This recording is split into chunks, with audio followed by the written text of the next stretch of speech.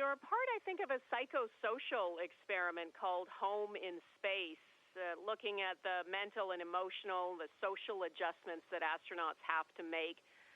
Tell me about that. Yes, it's a very interesting social sciences research, trying to determine what is the culture of space flying. What are the psychological aspects of it? Looking at helping us develop better environments, procedures, ways to operate for the crews who will go even further, even longer. People who will orbit the moon soon. People who then go on to explore Mars. These will be very, very long expeditions in deep space without the perhaps a kind of soothing view of the Earth, which is, in our case, very much in our face, if you want.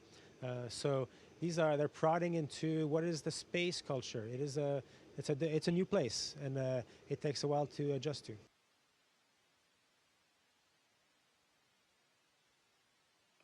Do you think that is one of the biggest challenges, is the psychosocial aspect of being in space? And you mentioned that seeing Earth for you is a soothing experience.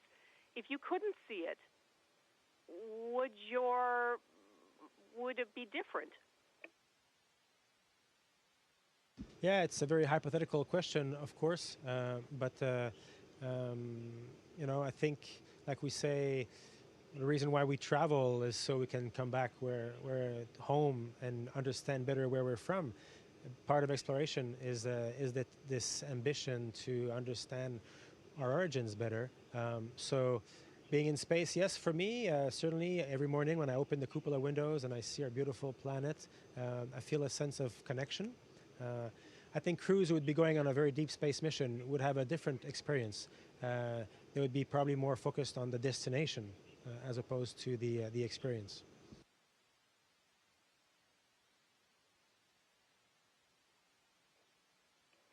What has been the toughest part about being up there? Is it the disconnection from home, from Earth?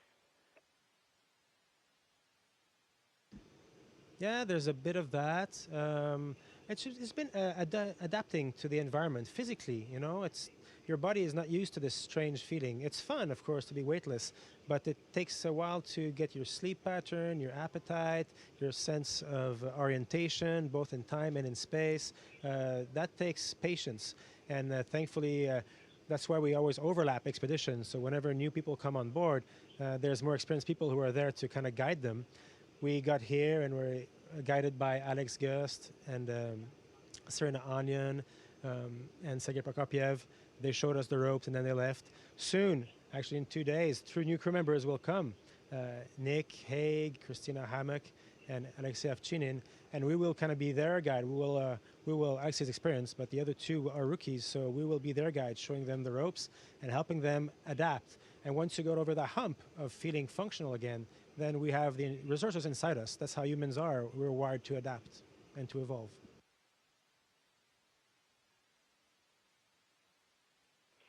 When you dream about the future of space travel and exploration, you, of course, are pushing the limits now. Our kids and their kids are going to push them even further.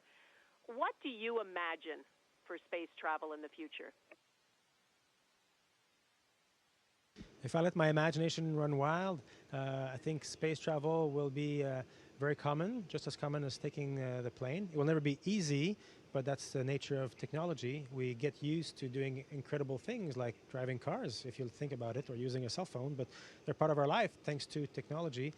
Now we have welcomed the commercial entities into spaceflight. I think that will help drive the prices down, and that will help kind of smooth out the technological aspects. And eventually, space will do 2 things for us. It will help us take better care of Earth, and it will help us in our quest to understand the universe better. And I think these are the important aspects. And the third aspect, which we kind of get for free with this impulsion of exploration, look at all those flags behind me. Space exploration is by nature an international endeavor, and I think it really helps bring humans together with a single focus. Because from up here, it's obvious that there are no boundaries. We're just humans on a single spaceship Earth.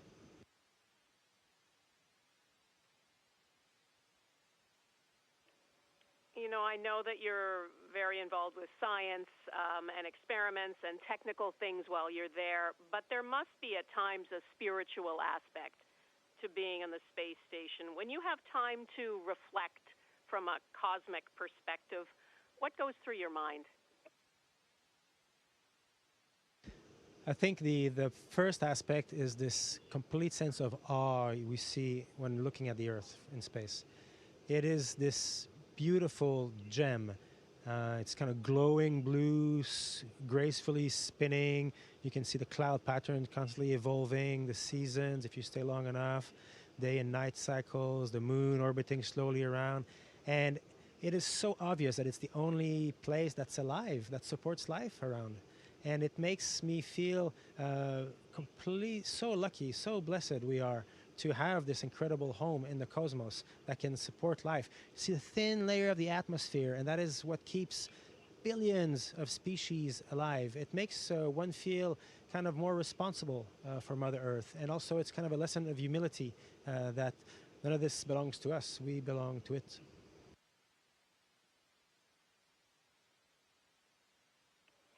Does it give you hope or make you feel a little sad that we're not doing a better job of caring for this precious planet? I think it's a question of level of awareness and of perspective. And as we have evolved, we are broadening our perspective. Now we've reached a point as a species, our perspective is global, and therefore our challenges are global. And we will adapt and we will address them. I have no doubt the human spirit is really enduring, and we ultimately all want the same thing, a peaceful and healthy life on our beautiful planet.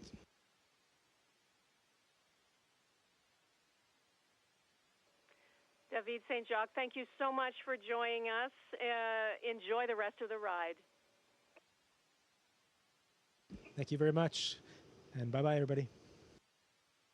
Station, this is Houston ACR. That concludes the global national portion of the event. Please stand by for a voice check from CNC News.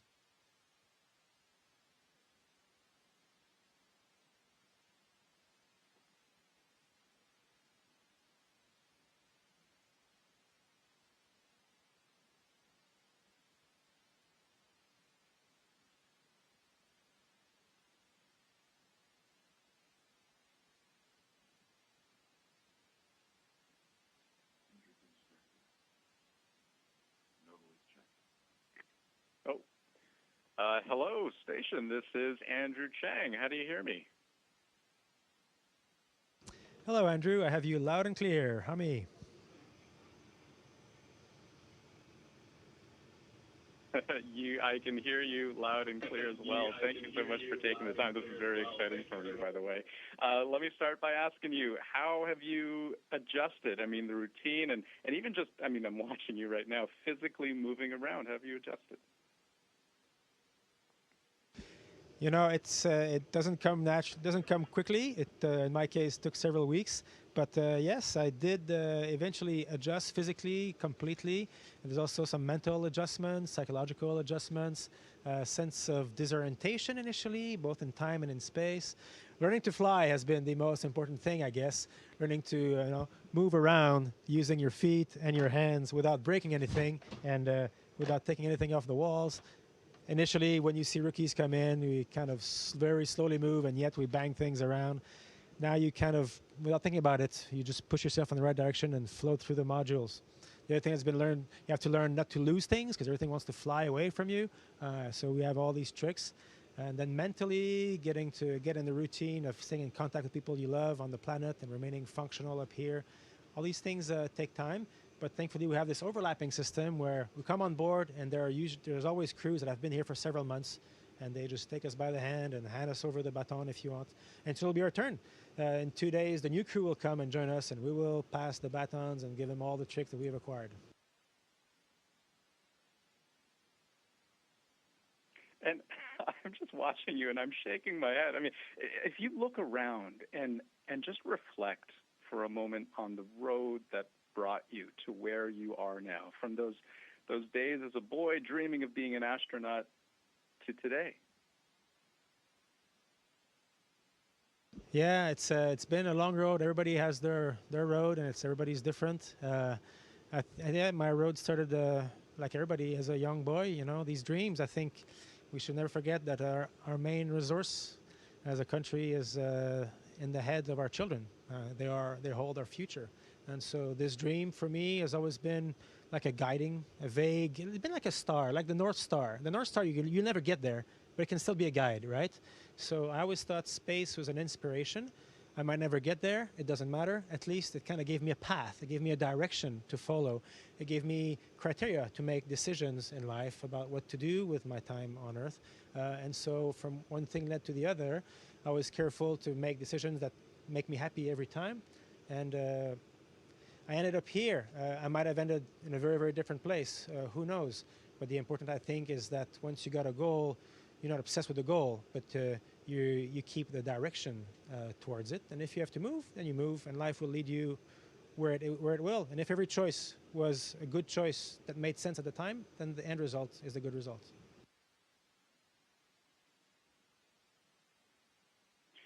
In an interview some time ago, you mentioned a skill that you had to acquire to be an astronaut was how to think like an astronaut. But you said that when you were here on Earth. So now that you've had months in space, can you explain a bit for me? How does an astronaut think differently than anyone else? Well, maybe not differently than anyone else, but we think we have an operational mindset, which means that what we do here, you see me here, I'm breathing, it's comfortable, good temperature, the food is decent, we can sleep. But we are one technical problem away from being very uncomfortable, potentially, or worse. And so you're constantly aware that you are living in a life support system, and you have to be very careful everything you do. So there is a sense of if you want, respect for all the work that goes around us. And we are supported by thousands of people and by the work of thousands of people over dozens of years to make this incredible life support system possible. The entire station is one huge life support system.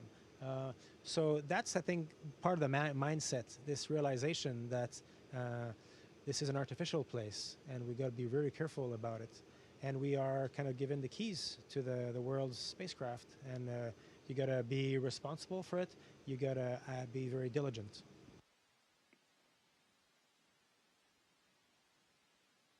Isn't that terrifying, though, in a way? And I'm thinking, to not too long ago, you had to undertake some janitorial work, if we could call it that, with the toilet leaking, and you have, 10 liters of water leaking out, which on Earth is just a bad day, but as you say, on the International Space Station, potentially dangerous. I mean, do you think often about that, just the fragility, the delicate nature of your mission?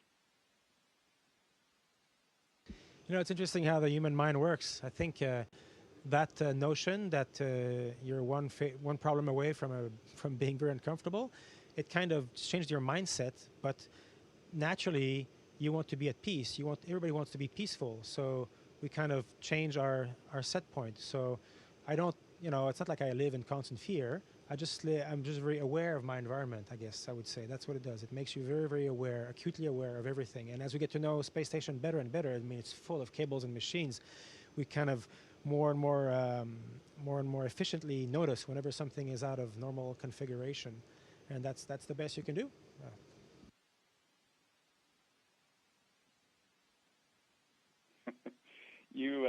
You also recently oversaw the successful docking of the SpaceX Dragon capsule to the ISS. A very real example of what future manned missions to the ISS could look like. And you were the first to go inside. As you did that, what were you thinking?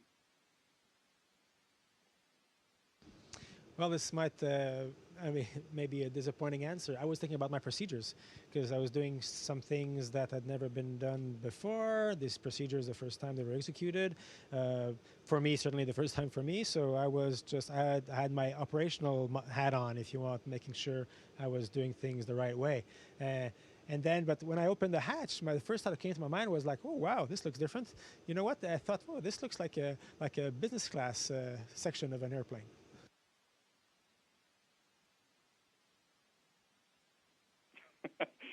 but I mean, between the Dragon capsule, and I'm also thinking about the recent announcement about the Lunar Gateway project, building a space station to orbit the moon. I mean, what excites you the most about what the future holds? It's a good question. I mean, I'm very excited about all these prospects of us continuing our inner desire to explore, expand our horizons, and understand the world around us. I mean, that's literally what got us out of the caves, through the plains, up the mountains, and then over the valley, on the oceans, in the air.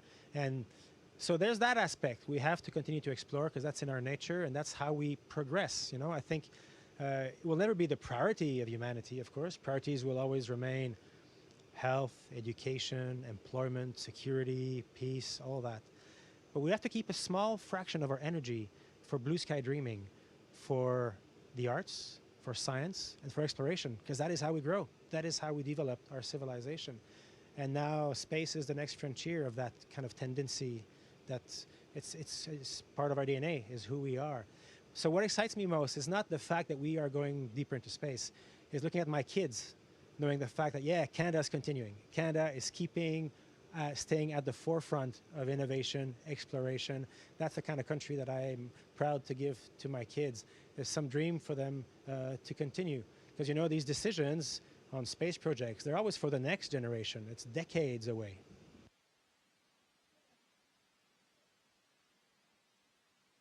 That being said, do you miss home, David? Excuse me, say again?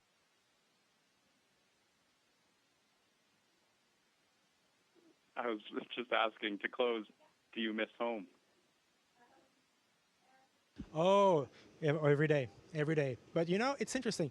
I was worried that I was going to miss nature, and because we're living in this technical environment, but every day looking at the Earth from the cupola, poof, it's nature at its best. It beats the view you have from any mountaintop if you want. So you are like in awe of natural beauty whenever you look outside the window to our planet. So that aspect is okay. But of course, I miss the ones I love. I miss my wife, my children, my parents, my brothers, my friends. I miss everybody in Houston who have made it possible to bring me here, people who have trained us, people who are constantly working diligently in mission control. I miss the community of humans, and I miss... but the connection is still there. We don't feel lonely. I just wish I could hug my kids from time to time. Things like that. But we're not here forever. We'll be back. And we'll be back with lots of stories to tell, and it is a great adventure.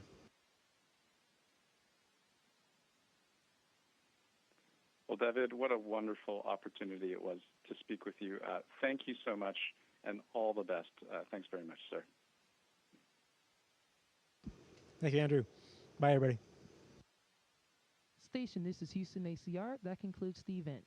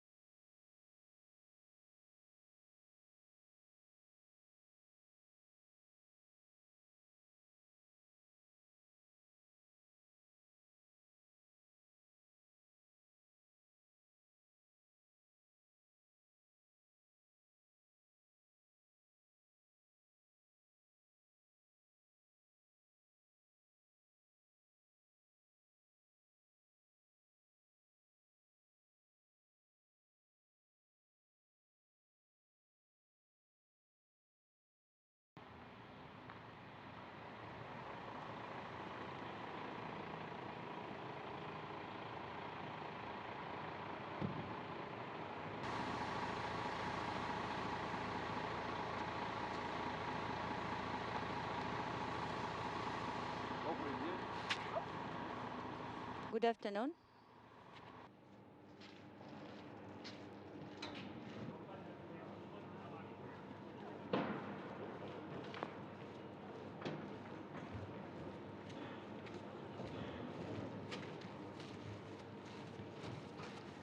А на обратном пути они просят небольшой комплекс ехать буквально.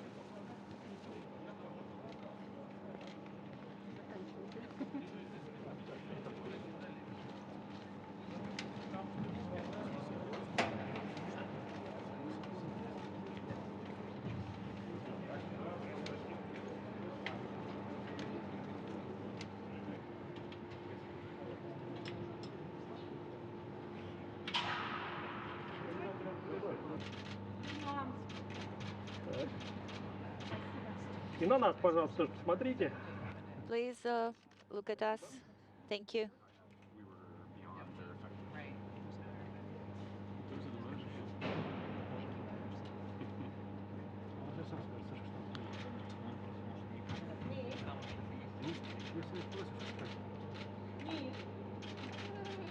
Anyone else? And look at us, please. Oh, see, I knew there was. Yeah, sure. Thank you.